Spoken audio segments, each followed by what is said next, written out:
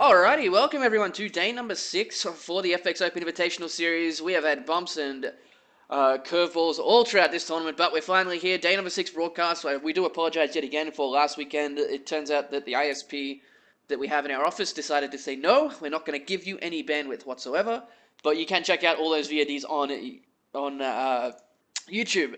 But coming in now, we are going to see day number 1 of our round of 32 matches. We're going to have Leenock, Puzzle, Marine King, JKS, Sun, MMA, Yonghua, Parting, a whole heap of others coming up. So let's jump straight into game number 1, which is going to be Leenock versus Puzzle in a best of 5. Stay with us. Alright, and here we go. I am Unstable, joined here by Railcoon for the first match of our round of 32 for the FX Open Invitational Series. As we jump straight in, it is going to be FXOIS Leenock up against Slayer's Puzzle. Not the roundup, the matchup neither one of these guys wanted in the round of 32 straight away. But we're going to start off on Daybreak. Best of 5, remember, as we go straight into the game. We have Leenock down here at the bottom left-hand corner as our Red Zerg has dropped a pool. And, of course, his pylon blocked at his natural, heading to his third to drop a hatchery. Anyway, at the top right-hand corner, we have Slayer's Puzzle as our blue Protoss. He is going to be going for a Forge Expand. Interesting because a lot of Protoss are trying to cut corners and go for that Nexus first these days on this map. But either way, what do you think we're going to see out of both these players here today, Railcoon? That could just be a little bit of the Leenock factor. He's established himself to the point where he's not afraid to just do something crazy to you every once in a while. Just completely random Hill 6 pool or do something just super aggressive. So I think the Forge first is just Puzzle showing a little bit of respect to Leenock in that factor. He's not going to cut too many corners early on. Yep. Did actually cancel the pylon instead of letting it finish so he could get his Nexus down a little bit faster, which is pretty standard if you do go for the Forge first. But, I mean, beyond that, I don't know. Leenock is really good at just switching back and forth between aggression and just heavy macro. This opening looks like he's going to be going for at least the beginning of the macro, because he's got the quick 3 hatch down right for the 4-minute mark, but we've seen Zerg players turn that around to decide they want to be aggressive off this just to throw a wrench in the gears. But on the other side of the table, we don't really see anything too risky coming out of Puzzle, so it could be a standard Zerg versus Protoss, but it all depends on how crazy Leenock is feeling right now. Yeah, I believe it was Fenner in the group stages versus Puzzle, or maybe it was versus someone else, I can't remember, that went to the 3-hatch Ling Baneling all in, and actually caught whoever was playing off guard completely, because they went Stargate, and it was just like, yep, well, I'm dead now. That was, I think that was Crank, because Crank was doing that crazy, aggressive, like, really quick, skipping every unit and Warp Gate straight into Stargate build, and then just got caught by that 3 hatchery aggression. But this probe is going to get chased away eventually. 1 health, oh my god, it will go down, but he got a pretty good look around Leenock's base. He saw that the gas hasn't gone down yet, but sometimes, you know, you gotta check the third base if you can, because the Zerg players, like we've been seeing a lot this tournament, are getting a lot better about switching up which base they put their extractors in, just to make it really difficult to scout their gas amount, because it's really important in the early game against the Zerg. See how much they're cutting on that gas, see how much they're droning, and it gives you an idea of what their game plan in the short term is going to be. Yeah, exactly. We do see Chronoboost down on the gateway and not the cybernetics core here by Puzzle. No +1 on the way either, so we are going to be seeing likely a Stargate come up, which is standard for our tournament so far, which is like a 90% hit rate on Stargate play. But either way, we do see... No, we don't see any gas just yet for Leenock. He's going pretty hard there. There we go. Gas now going down. Oh, yeah. He's got 3. And he has opted to put them in the normal places this time. We've been seeing the Zerg players mix that up a lot, and I guess kind of the result of that is sometimes putting it down in the normal spot can be unexpected, but this Stalker's just walking around scouting for Overlords because he wants to see if he can prevent Leenock from seeing this Nexus. Yeah. Because he did go for a really quick 3rd Nexus.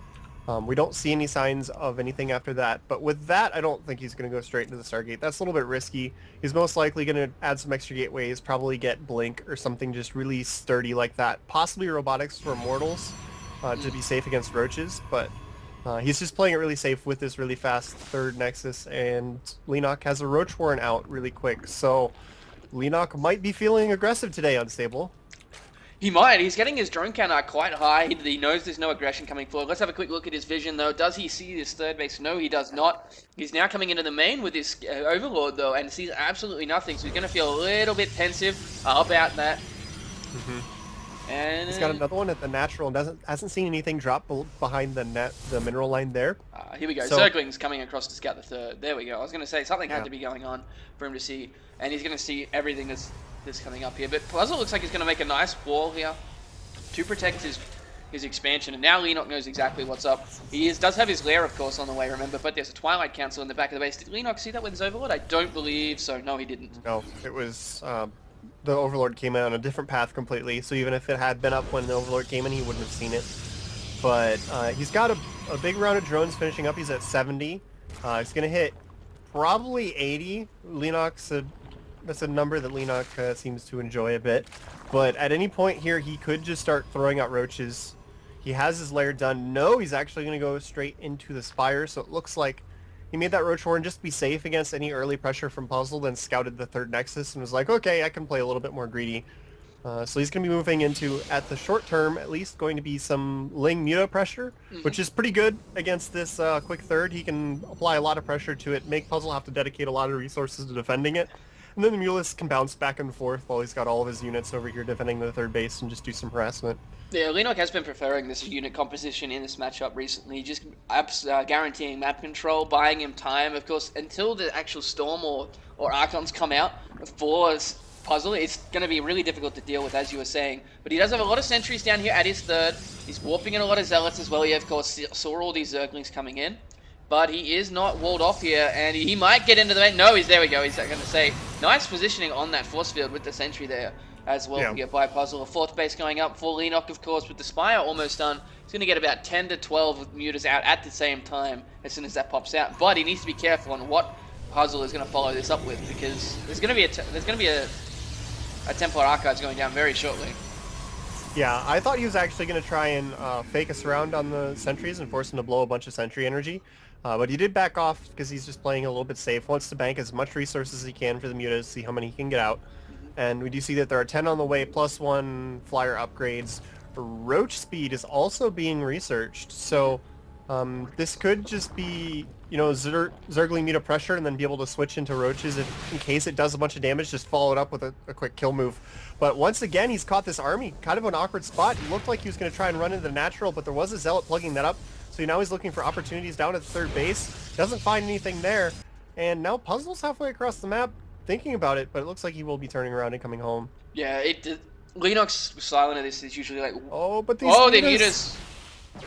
This army is completely out of position to deal with these Mutalisks unstable. There's nothing he can do. He just has to run away, try and warp in some units, but at the same time, Puzzle is pressuring this fifth base, actually, to be able to force the cancel. And we'll see. Leenock's got a good number of Zerglings, a couple mutas back at home. Doesn't have any of these roaches out, so it is going to be tough for him to engage this army, because that is a lot of sentry energy. Yeah, well, he's got 20 Zerglings, 5 more mutas on the way, and what he'll do is he'll engage with this army he has now. Oh, if he can stop him getting up that ramp, he's going to need to do that, and there we go, targeting down a lot of the sentries here with the mutas. Really nicely done. Blink coming through. We do have the reinforcement Zerglings streaming across here at the... Actually, no, they're not streaming. They're sitting in the natural here.